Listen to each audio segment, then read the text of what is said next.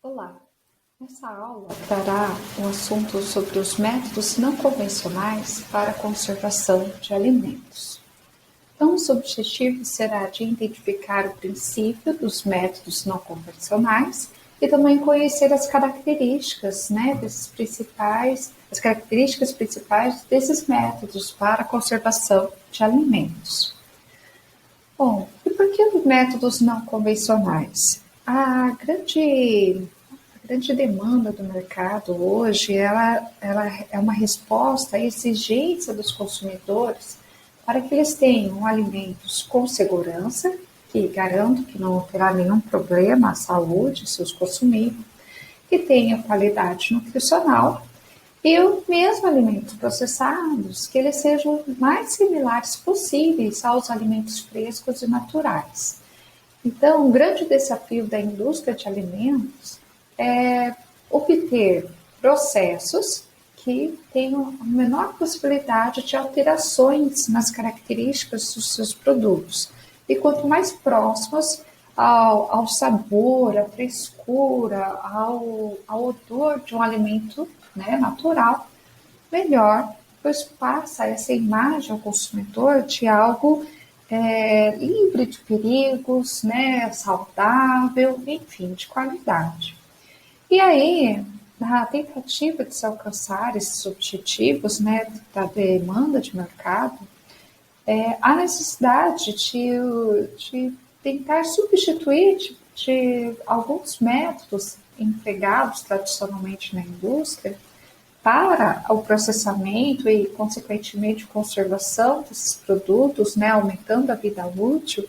E nessa substituição, as pesquisas elas focam, a questão dos métodos não convencionais, que são aqueles métodos que normalmente não são empregados na indústria, mas que eles são assim pesquisados e estudados com o objetivo de tentar garantir maior conservação dos alimentos processados, sem alterar tanto as características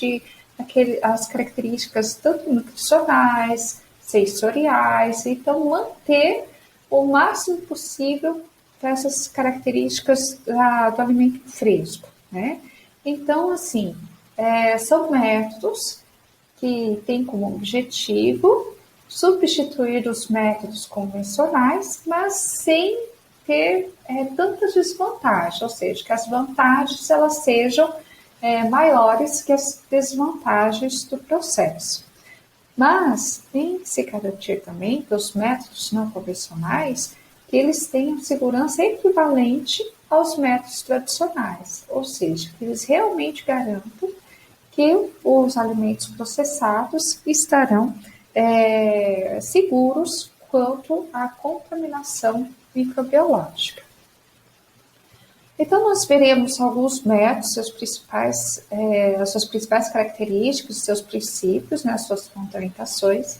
E o primeiro, nós veremos aqui o aquecimento por micro-ondas, Então, um tipo de aquecimento diferente de outros aquecimentos convencionais, por calor direto ou indireto, e utilizando micro-ondas, a partir de uma radiação eletromagnética que pode variar de 300 MHz a 300 GHz.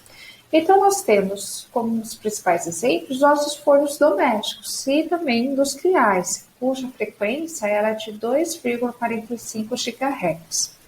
Então, o princípio do aquecimento por micro-ondas é justamente em relação às moléculas de água. Porque as moléculas de água no seu estado líquido, no alimento, elas encontram-se com uma orientação aleatória, Elas não estão exatamente inertes, porque justamente elas estão no estado líquido. E aí é aplicado, pelo micro-ondas um campo elétrico. E as moléculas, quando estão na presença desse campo elétrico, elas tendem a se alinharem, justamente por conta dos polos da molécula de água, o polo negativo e o polo positivo. Então, o polo negativo ele vai se voltar para o campo negativo, para a atração, sinais opostos, e o polo negativo vai se voltar para o campo elétrico positivo. Então, é um vice-versa. Então, quando o campo elétrico é removido, as moléculas elas saem desse alinhamento e voltam a uma orientação aleatória. Aí o que acontece? O micro-ondas seria então um campo elétrico alternado, em que as moléculas vão ficar sempre oscilando, não no sentido aleatório, no sentido alinhado, conforme os polos desse campo elétrico. E esse constante, né, alinhamento, oscilação, vai promover uma movimentação das moléculas de água.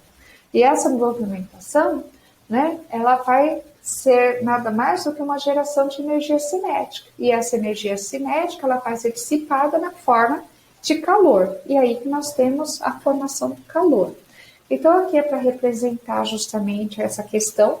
Por exemplo, aqui as moléculas de água, elas estão aleatórias, né, sem campo elétrico. Daí quando é submetido o campo elétrico aqui positivo, as moléculas se alinham de forma que fiquem os polos negativos voltados para o campo positivo e os polos positivos voltados para o campo negativo, né, por atração elétrica. E aí, quando na hora que esse campo elétrico é contínuo, né, ele é removido, né, ou seja, sem campo elétrico, aí elas voltam a se movimentar aleatoriamente. E aí o que acontece? Alternadamente, né, coloca o campo elétrico, tira, coloca, tira, as moléculas vão ficar fazendo um movimento. E esse movimento vai sendo dissipado na forma de calor. E é por isso que onde a molécula de água está, ao seu redor vai ser dissipado o calor e, consequentemente, o alimento vai aquecer. Tá? Então, algumas considerações que a gente tem, né, por esse tipo de aquecimento por micro-ondas, essas micro-ondas elas penetram até certa profundidade do produto, né, e as partes mais internas elas acabam sendo aquecidas por compulsão.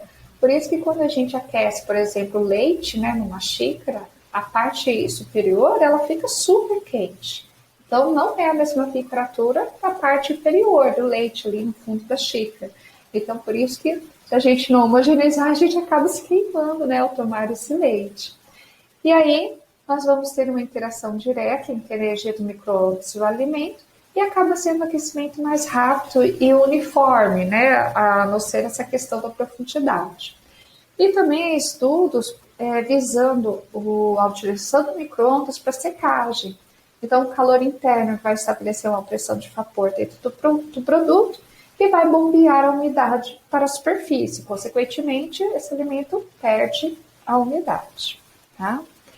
E aí, o próximo método não convencional é o aquecimento ônico, que é simplesmente o aquecimento por uma resistência elétrica. Né? Então, a gente pode colocar aí o alimento, né, num sistema, num tubo isolante, e esse tubo isolante, a gente vai ter um eletrodo em ambos os polos, e aí é passada uma corrente elétrica por esses eletrodos. Consequentemente, a corrente elétrica ela vai passar pelo alimento.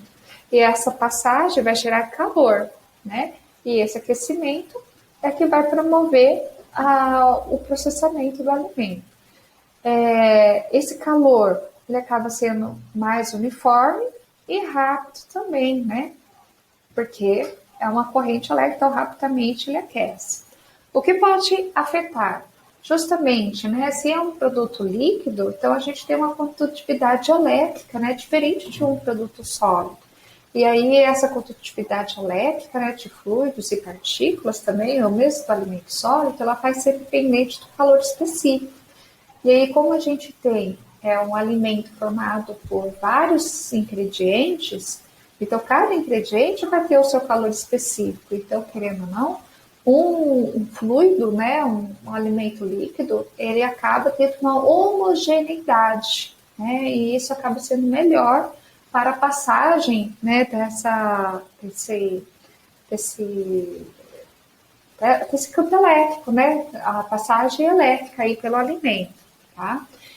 Aí também o que interfere, né, em relação ao alimento sólido, justamente as características desse produto, a dimensão desse produto, o formato, a concentração, né, dos solutos, enfim.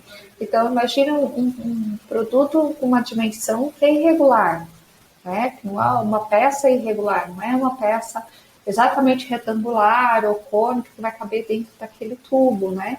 Então, isso pode interferir também. Será que essa corrente elétrica vai estar passando homogeneamente por toda a parte desse alimento? Okay? E aí, nós teremos também a questão da qual que é a orientação das partículas, né, do alimento em relação ao campo elétrico, se elas são favoráveis ou se elas não estão voltadas para a passagem dessa eletricidade, tá? Porque se tem pesquisas com alimentos tipo carnes, frutas e sucos.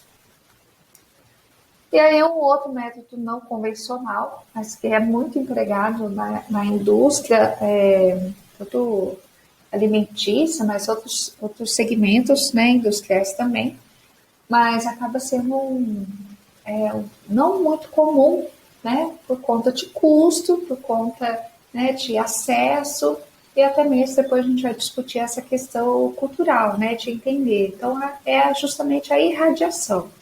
Então, a irradiação é a exposição de alimentos a uma forma altamente penetrante de radiação ionizante.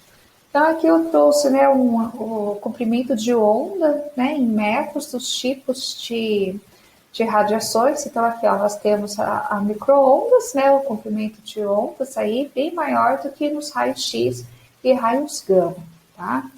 E aí, o que vai ocorrer? A exposição do alimento a esses tipos de raios, né, no caso raios-x ou raios gama, vai ocorrer a produção de íons e excitação de átomos e moléculas, com a absorção de parte da energia transferida. Então, aqui no exemplo dos raios gama, né, que tem baixo comprimento de onda e alta frequência, então ele vai penetrar tão rapidamente que o calor produzido é insignificante para o alimento. Então, de certa forma, não vai alterar as características sensoriais do produto, nem de vitaminas, né? Ele vai ser suficiente, esse calor, na verdade, sim, acaba nem sendo um aquecimento, né? Se for bem conduzido o processo, acaba o princípio de ação da irradiação não é por aquecimento, apesar de gerar um calor, mas que ele é rapidamente dissipado do alimento, tá? E ele tem a irradiação, ela tem essa capacidade de penetrar alimentos sólidos sem grandes alterações desse produto. As ionizações, aqui está o princípio, né, do método, elas vão provocar degradações no DNA. Então, pensando no micro-organismo, o micro-organismo ele vai ficar comprometido, né, a sua multiplicação, a sua sobrevida, justamente porque o DNA ele vai ser degradado, vai ser rompido, né? E aí, com isso, acaba se matando o micro-organismo. Outros efeitos benéficos, né? Além do micro-organismo, uma vez que vai interferir justamente no DNA, a gente tem inibição do brotamento pós-colheita de tubérculos. Nós podemos afetar insetos, estamos fazendo uma desinfestação de insetos, né? E retardar o amadurecimento de frutas. A unidade internacional utilizada para irradiação é o Gray. Então, para nós termos uma ideia, um Gray representa 1 joule de energia absorvido por quilo de produto. E a dose de radiação ela vai depender do tempo de exposição, da localização desse produto em relação à fonte de radiação, né, a distância que esse produto ficará dessa fonte, e das características desse produto também, né, o tipo de a sua massa, a sua densidade, a sua espessura. Então, o que se busca atingir é a menor dose, quer dizer, a dose necessária para causar exatamente o efeito de conservação. Porque se for uma dose menor que o necessário, esse efeito pode não ser atingido, né? E aí acaba sendo um método não eficiente. E se for uma dose excessiva, aí vai além do limite que a irradiação irá provocar de alterações no alimento. Então, pode causar danos e tornar o alimento inaceitável para o consumo. Então, por isso que o Códex Alimentar estabelece a dose máxima de 10 kg, tá? E a vantagem é que a irradiação ela pode ser aplicada em produtos tanto a granel ou alimentos já embalados. Então, não tem o problema da superfície desse alimento, né, não estar em contato, porque a irradiação ela vai penetrar pela embalagem. As limitações, querendo ou não, nós temos ainda algumas vitaminas que elas podem ser degradadas, né, com dose aí acima de 1 kg, tá? Alterações sensoriais, principalmente se for uma dose excessiva, por isso que é necessário estudos, até qual dose o alimento suporte sem ter alterações, né, no seu sabor, na sua textura, além da formação de ácidos graxos, saturação de ácidos graxos insaturados. E eu acho que um grande problema, né, além do custo, é claro que não está elencado aqui, mas é justamente a questão da população, né, da massa, não saber a diferença entre o alimento irradiado e o radioativo. Então, já pensou sendo obrigatório apresentar o símbolo, né, de que foi irradiado esse alimento na embalagem? Então, imagina a percepção do consumidor. Será que ele está apto a aceitar e a entender, compreender que aquele símbolo se refere ao alimento irradiado e não tem risco à saúde só porque ele foi irradiado? Porque ele, na verdade, não é radioativo. Radioativo é a fonte que emitiu a energia, né, irradiante, ok? Mas, enfim, são algumas considerações aí sobre esse método. Outro método não convencional são os pulsos elétricos. Então, seria a aplicação, né, de pulsos elétricos de curtíssima duração, de 1 até 100 microsegundos, e alimento líquido situado entre dois eletrodos de alta voltagem. E aí a gente tem a teoria da eletroporação, né, que causaria, então, o mecanismo de ação por pulsos elétricos. Então, esse campo elétrico criado, ele irá produzir uma diferença de potencial através da membrana citoplasmática. E com isso, ocorrerá deslocamento de componentes na membrana citoplasmática do micro-organismo, tá? E a formação de poros. Então, uma vez formados poros na membrana citoplasmática do micro-organismo, esse micro-organismo ele perde, né, a permeabilidade seletiva que a membrana é responsável. E com isso provocaria a morte microbiana. As vantagens é que acaba sendo um método que retém melhor as propriedades sensoriais dos alimentos e um menor consumo de energia. As limitações é justamente que esporos bacterianos são inativados, porque o esporo bacteriano ele tem uma bicamada e uma preenchida, né, por peptídeo glicano.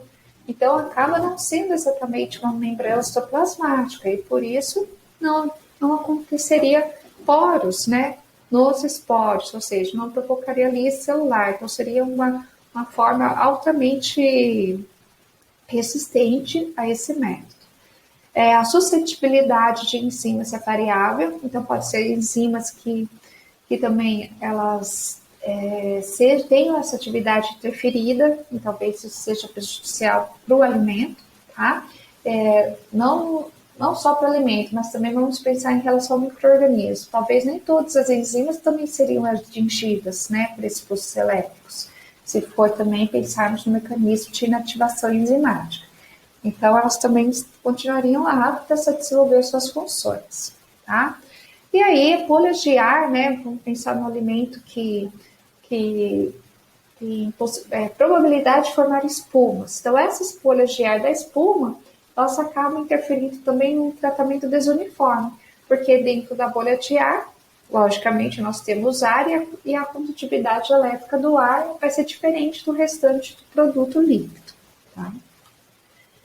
Bom, e um outro método que ele não convencional, né? O processamento por alta pressão, mas não é por isso que ele é um método novo, né? Então isso nos ajuda também a entender que não é porque é um método não convencional ele tem que ser um método novo, né, inovador. Então, por exemplo, o processamento por alta pressão, ele data, né, de 1899, então as primeiras tentativas. Então, nada mais é do que submeter os alimentos, seja líquido, sólido e o sólido de alto teor de umidade, a pressões hidrostáticas, que pode variar de 100 a 900 megapascal.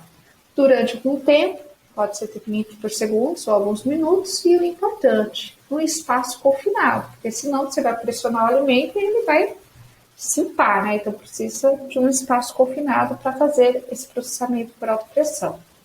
Então essa pressão é aplicada isostaticamente, ou seja, igualmente em todas as direções. Se não se aplica de uma direção, o alimento vai para outra, então tem que ter esse ambiente isostático. Então, isso faz com que os alimentos sólidos mantenham a sua forma original, tá? O que vai acontecer? Vai promover a cristalização de fosfolipídios. E os fosfolipídios é quem compõe a membrana citoplasmática microbiana. Então, novamente, vai interferir aí na permeabilidade da membrana, né?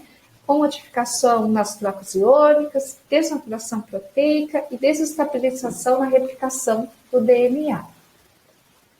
Limitações, os poros bacterianos também são muito resistentes, tá? Podem acontecer também de enzimas resistentes e desnaturação de proteínas pode causar alterações indesejáveis à textura, então a textura poderia ficar comprometida. O que se tem hoje industrialmente, a aplicação de alta pressão, é na indústria de lula, produtos de frutas, sucos, guacamoles e presunto, tá? Assim, e já sabe comumente que é utilizado esse método. O outro método é o ultrassom, não são ondas de pressão com frequência de 20 kHz ou mais, e o ultrassom é propagado por uma série de ondas de compressão e expansão no meio. E essa compressão e expansão vai causar esse fenômeno de cavitação. Então, o que é cavitação? É quando expande e contrai bolhas em um líquido. Então, as bolhas elas vão rapidamente, né? Expandindo e contraindo, expandindo e contraindo. Então, o aumento da área superficial da bolha, né, no ciclo de expansão, aumenta a difusão de gases e promove a expansão da bolha. A fase de vapor da bolha não é retida e ela se condensa. E aí as moléculas condensadas, elas vão colidir violentamente entre si e vão criar regiões com altíssima temperatura, né? Aí uma estimativa de até 5.500 graus Celsius e uma pressão de 50 megapascal. Então, essa alta temperatura, calor gerado por essas moléculas que estão se colidindo e essa pressão é que causaria, então, a morte do micro-organismo, tá? As limitações, que como método isolado ainda não foi provado que é efetivo, então poderia ser a utilização do ultrassom com outro método, tá? E acaba sendo um efeito limitado à superfície, que é onde justamente vai receber essa compressão pelas ondas, né, do ultrassom, ok? E aí nós temos a luz UV pulsada. Então a luz UV ela é desinfetante, né? Aí é só para diferenciar o UVA, o UVB e o UVC, né? Os comprimentos de ON, tá? E aí o que a luz UV ela vai fazer? Ela vai causar inativação microbiana, né? Uma onda contínua a gente usa um comprimento aí de 254 nanômetros. E a luz UV pulsada, então seria assim vários pulsos rápidos e intensos, tá? Mas com predominância de raios UVC. Ela acaba tendo um efeito germicida, porque a luz UV ela provoca uma mutação nos micro-organismos, justamente por conta da formação de dímeros de pirimidina, tá? E aí, quando vai fazer a multiplicação do DNA, a leitura da molécula de DNA, acontece uma leitura errada. E aí, quando tem-se, né, por exemplo, duas timinas, aí ela é lida como uma só, por causa lida como um dímero, né?